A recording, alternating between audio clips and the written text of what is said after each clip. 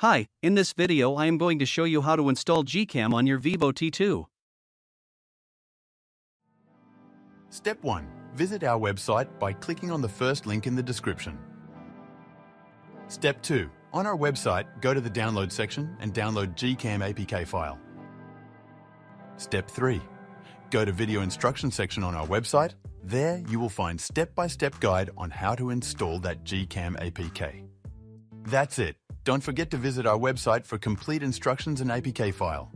Lastly, here's some GCam versus stock camera app comparison.